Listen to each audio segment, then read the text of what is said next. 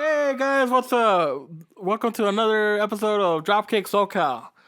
Charlie Verse here. And Muski here.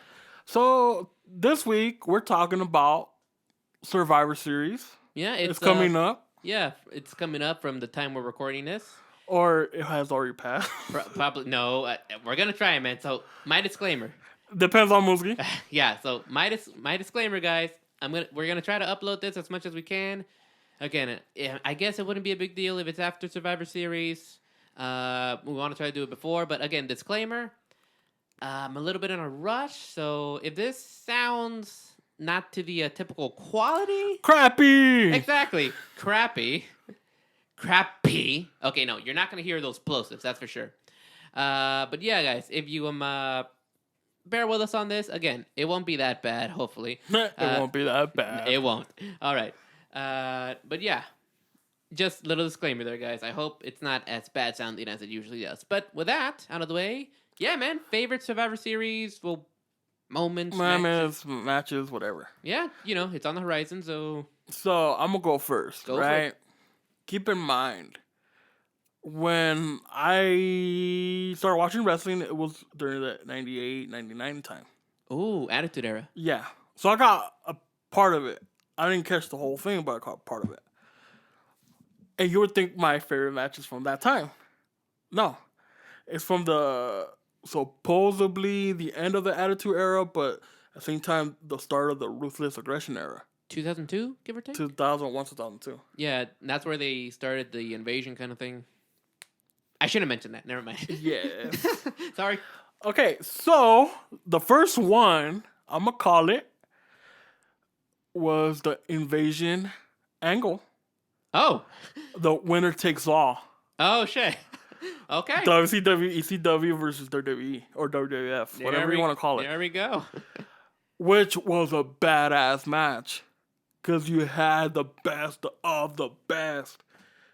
Literally, the best of the best. Is that the one where Stone Cold came out and rescued everybody? Or because of Kurt Angle. Oh, shit. Okay, so let me break it down. Okay, go for it.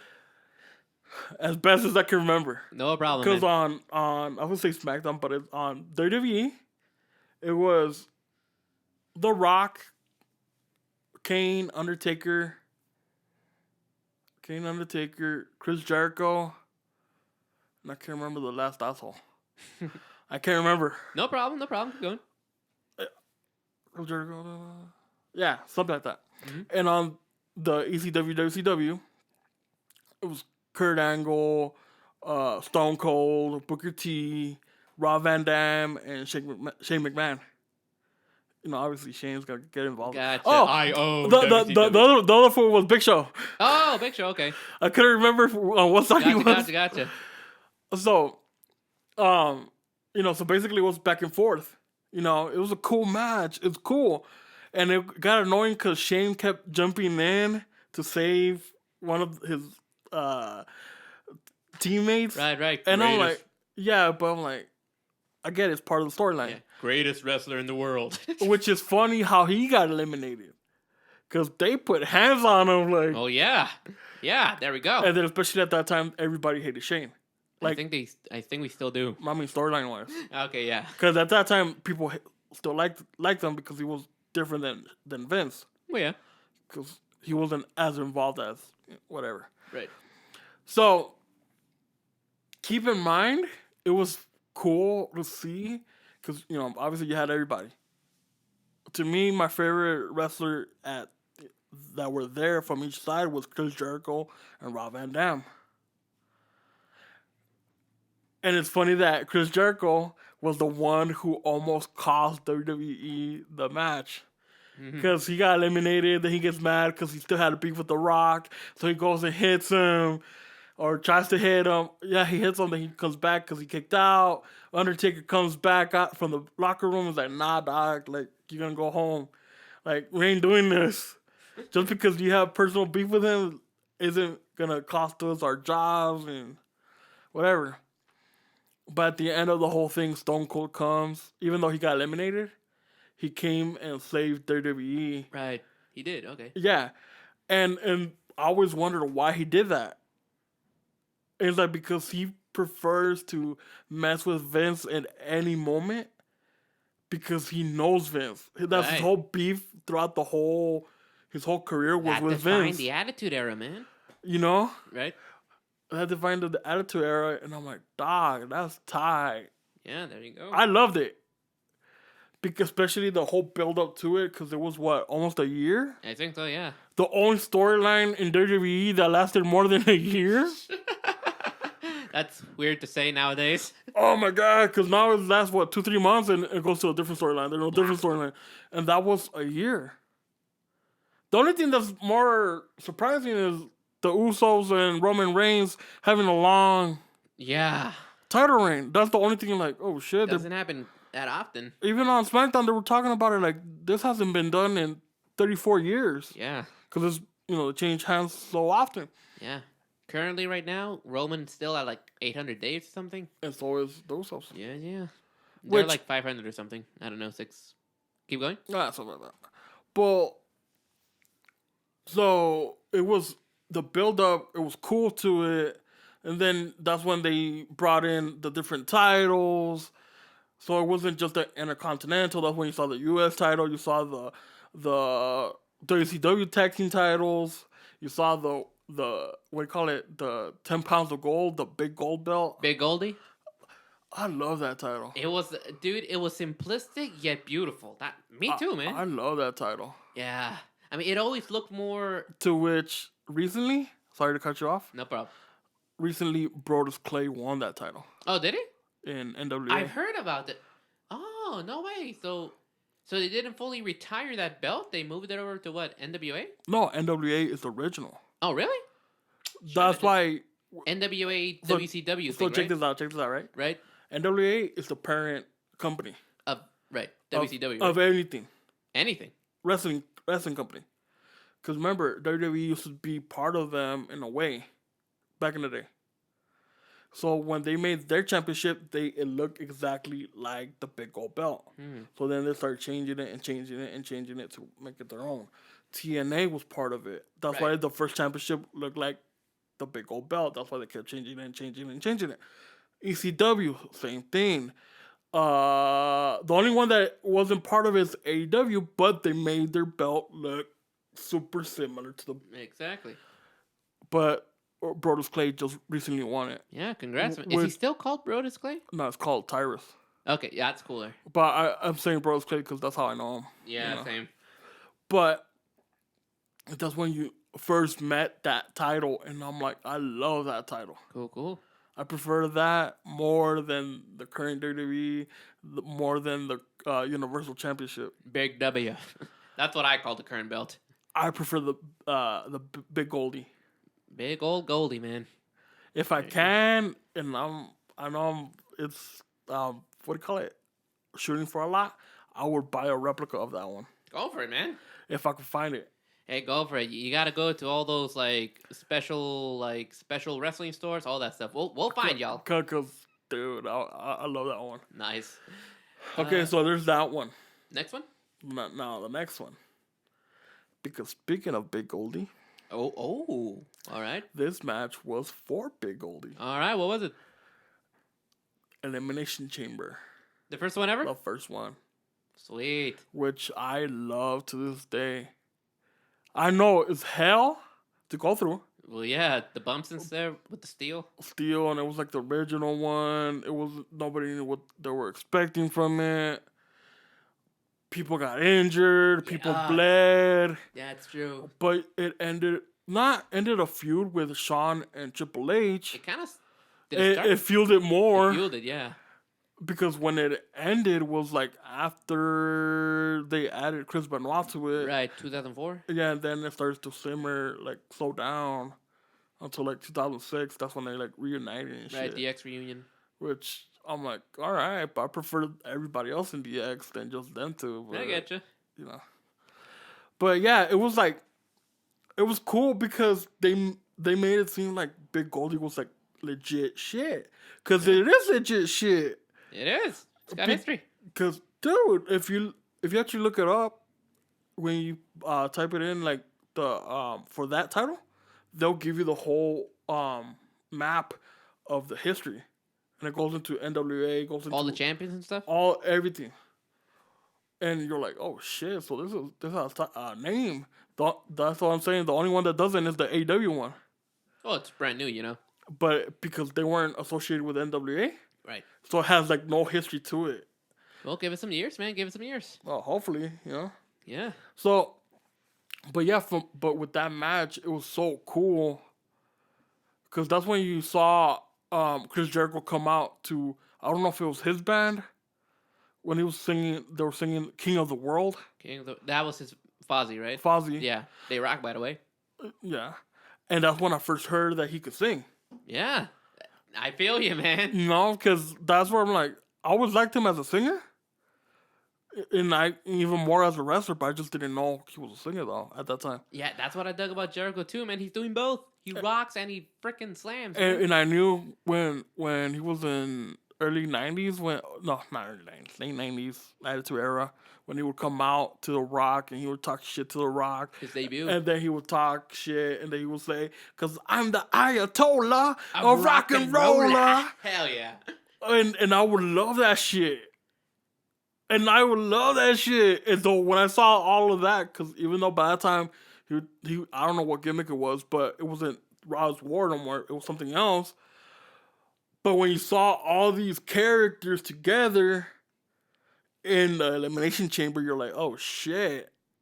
Dude's a veteran and He's creative artist, man. And then you had Kane, and he was putting hands on Triple H. Pretty much everybody in the cage wanted to get a Triple H. It was during his reign of terror, right? I think in the middle of it. Yeah, like they all wanted to beat his ass. Everybody wanted to beat his ass. And guess what happened? 2 years later, a dude named Chris Benoit had to be the one who does it. Boom, boom. But you know what I mean? I get you. But it was cool because to me it was for that belt. Okay, so if you guys can't catch it by now, like how this fool Musugi simps over Tony Storm and Saraya, I simp for that belt because it was legit belt, fool. Yeah. So, sorry, not sorry. Don't worry about it. But to me, that's my favorite belt. Even when I used to play the old school games. Gotcha. That was the belt I wanted. I didn't want the WWE one. I wanted that one. I feel you, man. And with that, I pass it to Musugi. All right, so 2 matches there, man. Nice. So yeah, I got about 2 matches too, and mostly like for me, it's a moment. I guess I'll start. I guess I'm gonna be the hipster wrestling fan who like boomer. Whatever. Well, more of like I was born in this era, but it's like. Oh man, dude, but this was so much better. You're hella ancient. Whatever. We're not that old. But yeah. I'm older than you, so shut up. But like, whatever. But yeah, because for me, guys, now, I'll be honest, one of my favorite characters, man, has always been The Undertaker. Yeah. Yeah, like, again, like, I love rock and roll and all that stuff, but I also like the whole goth shit. Yeah, like, horror and stuff like that, and like, I dug the aesthetic and I dug the character that he had. And black, purple, and gray. There you go. Yeah, but also, like that was what, 93? 92, 93, 90. Yeah, so I was 90, right? Yeah, 1990. You weren't even thought of, so shut up. No, I wasn't, man. But, we could look back and stuff. And, when you think about it, he debuted at Survivor Series. And, he has the whole, like, comes out in, like, that freaking big-ass dark cloak. I think he had, like, did he have a crow with him? I can't remember. Yeah, and all that stuff. That shit was just awesome to me when I look back at it. And, like, again, like, to me it was more like the whole dead man thing. That's kind of like our era and whatnot. Yeah. A little bit of his biker thing. But mostly dead man. The American Badass was tight. Yeah. I liked it. I like it too, man. I like it too. But I found out... What? To me, it was like a little bit later that I found out about that. Which, again, was kind of cool. And I caught the full blast. There you go, man. So that's why I love it. Yeah, that was his whole thing during the Attitude Era. Well, towards the end. Yeah. But yeah, like, again, I just got to give my appreciation to that. His debut at Survivor Series when it was like, was he on Team DiBiase or something? No, he was against Team DiBiase. Was he? No, he was on Team Yeah, he was on Team DiBiase. But the dude that he did the tombstone to, Snuka, right? No, Virgil. It was Virgil? It was Virgil. Oh, shit. And he dropped them hard. Oh, shit, man. And it was the first tombstone. It was like, ooh. Ugh, like landing almost too close to his head. No, it just looked awkward. Ugh. Because the way, we see it now and the way it was then, he hadn't perfected it yet. Right. And then when he pinned him like sideways, doing the arms cross, but it was like weird on it. Yeah, I mean, hey, we got it now, So again, man, just a little bit of appreciation towards that old school where he debuted, possibly my favorite character of all time, and then that perfect send off where where he quote unquote officially retired just a couple years ago at Survivor Series with the whole hologram of Paul Bearer. Beautiful. Rest in peace, man. Fuck, that made me cry. Sorry. Again, dude, I just thought that was great. So yeah, just appreciate. Oh yeah. Yes. Thank you, Paul. And yeah, man, just that moment from that old school like Survivor Series. Again, just appreciation for that. The event itself, like again, I didn't really watch much of it. Well, how could we? Well, at the same time, dude, that's where the gobbledygooker debuted. Yeah. We're not talking about that. I mean, respect to Hector Guerrero. Yeah, for those of you who don't know, okay, little side story.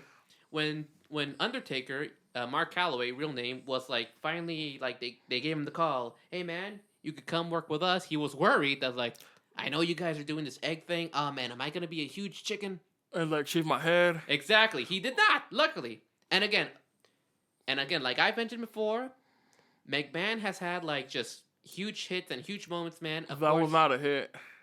Well, not the gobbledygooper. No, Undertaker, yes, but not the turkey though. So yeah, he's the one who came up with the character. So Vince, thank you for that, and Mark Calloway even more because he's the one who really made it into his own. He perfected it. Yeah, he personified the dead man. So yeah, that's a perfect example right there of Vince's high moments and his low moments at the same time. All right, so yeah, again, like WWE, thank you for everything you've done. Thank you, Mark Calloway. And now, as for some of the matches, I can't remember what exactly order they were, man. But first one I want to mention, now I'm pretty sure this happened at Survivor Series, man. Uh-huh. The Shield versus the Wyatt family. Okay. You remember that? Part of like it. Mid 2010s, I think. I mean, I just thought it was a badass match, dude. Like those stables, well, first of all, dude, who didn't like the Shield? Yeah. It was Elimination Chamber. What? No. You're kidding. No, I don't know. Probably. Shit, man. I'm pretty sure that was Survivor Series. Elimination Chamber. It was? Yeah. The Shield versus... In 2014. In 2014, the Shield versus the Wyatt family? Yeah.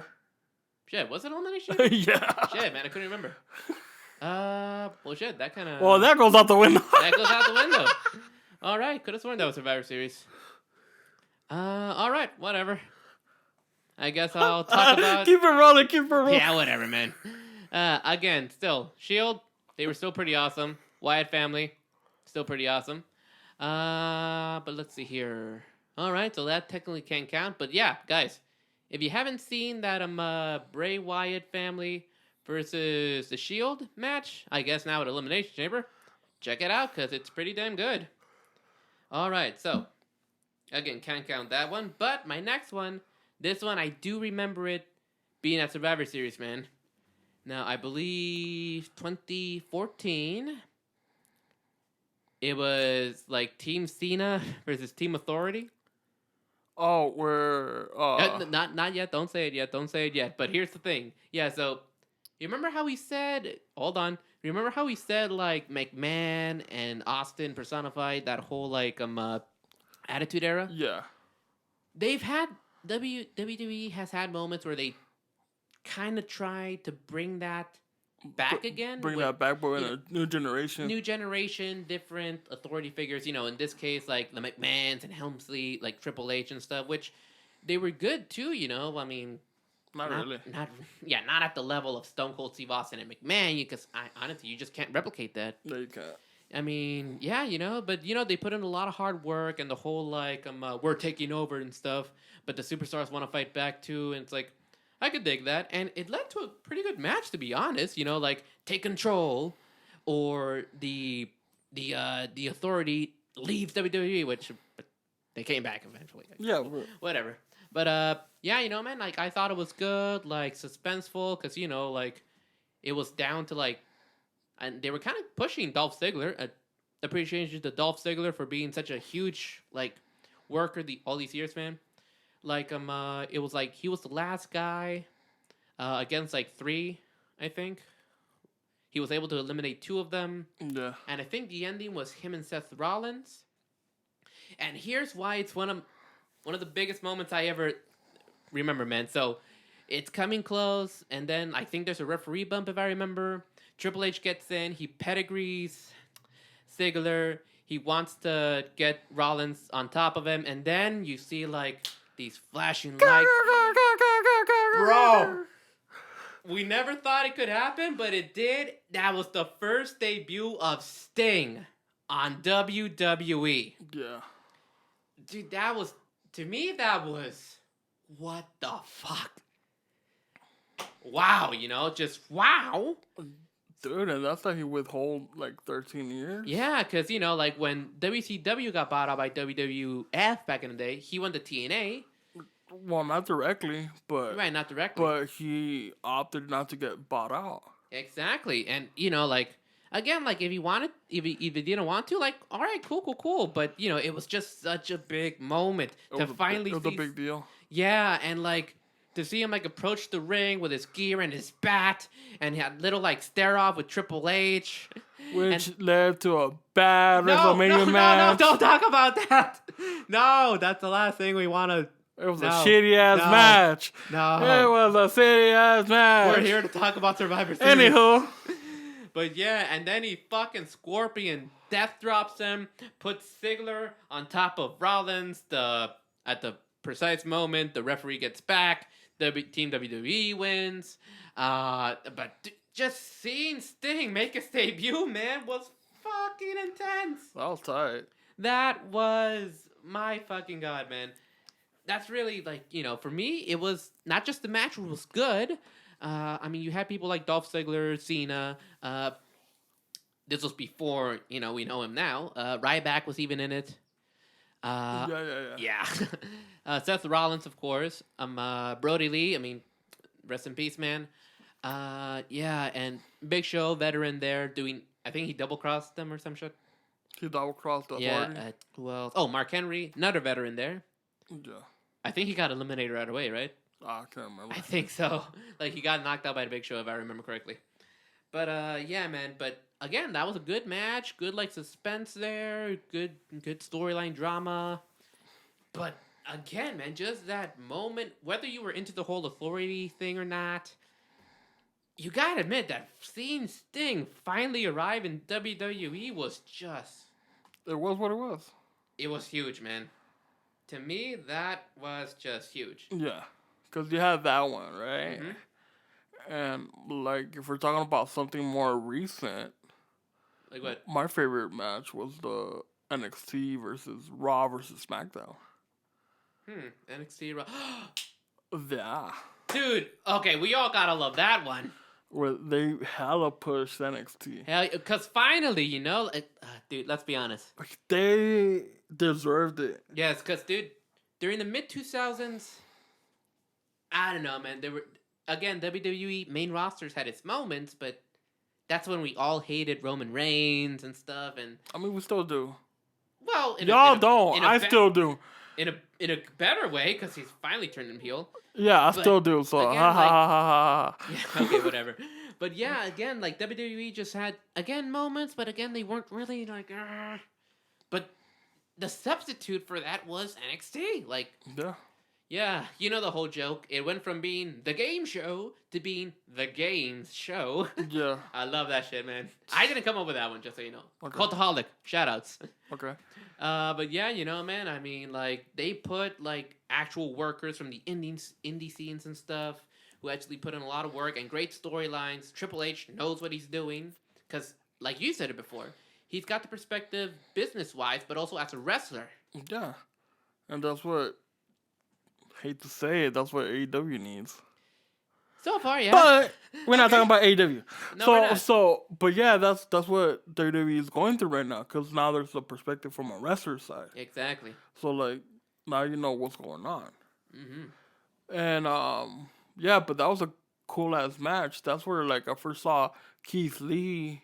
Right. Like, oh shit. Ah, dude. Like it sucked that he got eliminated, but oh shit.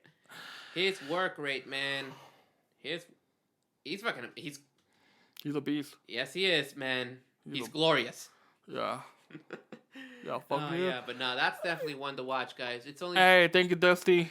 Because he was the one who trained him. yeah, Dusty. Thank you, man. But yeah, nah, man, that's another big one. Actually, we could count that as our third one, because Yeah, because that was a good one. yeah. Did you know? Like, I think the story behind that is because like What? some wrestlers were stuck overseas. Believe it or not. About what? During that time, there were like some wrestlers like stuck overseas in the main roster or some shit. I remember a story like that. Because of what? Crown Jewel? I think Crown Jewel probably. They were stuck and they like. I guess that was the perfect. I'm assuming, you know, I need to look more into this again, but that was like Triple H, like, hey, so if they're stuck, you know, I got NXT, right? Ah, sure, go for it. No, possibly because I can't remember. But Yeah, I remember. I do remember because it was, you know, Triple H. He's the head of NXT. And the way he came out with everybody. With everybody. And remember, Shane was SmackDown. Stephanie was Raw. Here comes Triple H with his little gang. Hell yeah. And they had the little tanks. Yes. I love that shit. And that's what reminded me, like, oh shit, this, whether you want to or not, NXT is the next generation. There you go, man. The black and gold, not the one right now. Well, now Shawn Michaels is under control. But he's getting there. He's all right. So far, so good though. But the original NXT was DX's kid, right? In a sense. So it's like, oh shit, you know? Yeah, man. So that's a good one to watch, guys. That's a good one to watch. That's both of our favorites. That event was good to watch. Yeah, I mean. They had like a whole score system, right? Yeah, which overall NXT won. Oh, overall, but... And that's where you saw Seth Rollins the next night go crazy. He starts calling out everybody. And you're like, okay, we didn't need that. But yeah. But it showed that NXT was the better show. Fuck, yes. And there still are. Yeah. Even though with all the changes it's gone through, it's still the better show between the three of them. There you go. Which I'm going to try to see if I could watch some NXT from last night. Oh, yeah, there was a big thing right now. Like some... Hey, send me the website that you told me about. We'll do, man. We'll do. Wait, what are you talking about? Of course we don't use those websites. No, you know what I meant? I meant YouTube. Yeah, totally. We don't watch. Anywho. Okay. Or was it Peacock? Sure, we subscribe to Peacock, totally. Sure. No, but anywho. Yeah, that's a Survivor Series. That was a good one to watch. That was a good one. Because NXT was getting the spotlight. And you know what? I wish they'd get the spotlight again. They will. And you know what, man? And when they do get the spotlight, I'm sorry, they shine like gold. I'll give you that one. Thank you. But you need William Regal go back. Yeah. Because it ain't the same without him. War Games! But at the same time, Blackpool... Combat Club is pretty cool. I was going to say English Club. But it's not. I know they need him, but NXT needs you more. In my perspective. We'll see, man. We'll see. You know, Triple H, bring him back. Please. Pretty sure they're still in good terms, man. We'll wait out and see it, you know. But yeah, man. So yeah, just some favorite moments from NXT. Could have sworn that shit was on Survivor Series. I know, dude. I don't remember most of the 10s anyways. Yeah, whatever, man. But again, the Shield versus the Wyatt family, still a good match. You know. At least you didn't say the one where it was like the Shield with Kurt Angle as part of the Shield. That was... What the fuck was that? He was temporary Shield. That was just so weird, man. Whatever. All right? Whatever. Oh, God. All right. But yeah, man. Alrighty. Sorry, guys. But yeah, that about does it. Again, Survivor Series on the horizon. Can't wait to see it, you know. Now it's going to be included with War Games. That should be awesome. Yeah. That's why they needed William Regal. War Games. Exactly. So yeah, looking forward to that, man. Just some favorite Survivor Series moments. Ugh, pardon me. My bad for not remembering that freaking Bray Wyatt Shield one. Nobody can remember. It was still a good match, man. I just couldn't remember the pay-per-view. All right, guys. That about does it. One of our episodes where we just want to talk and share and like reminisce about some cool stuff. Yeah. And again, you guys have any favorite matches or moments from Survivor Series? Share them down below. Like, share, subscribe. All that, yeah. Definitely hit that subscribe button. Yeah, actually, drop kick that subscribe button. Follow our individual accounts. Yeah, we're just like normal people. Well, normal. What is normal? But yeah, we do shit too, Or follow us on Instagram too and just geek out about wrestling. Instagram. Yeah, exactly. My Twitch. Yeah, Charlie's got a Twitch. Go watch Which would be cool one day if we had one together. Well, maybe one of these days, man. One of these, yeah. We'll put in some money, order some pay-per-views, Yeah. I mean, they do it a lot there, too. Yeah, exactly. All right, but yeah, that and Spotify, Apple Podcasts, anywhere else you could hear. All the good shit. Exactly. All right, guys. But yeah, that about does it for a little reminiscent here. All righty. Looking forward to Survivor Series 2022. All righty. Yeah. That about does it, man. All right, guys. All right. Again, share us your favorite moments. Peace out. And take care. Later, guys. Cool. Bye-bye.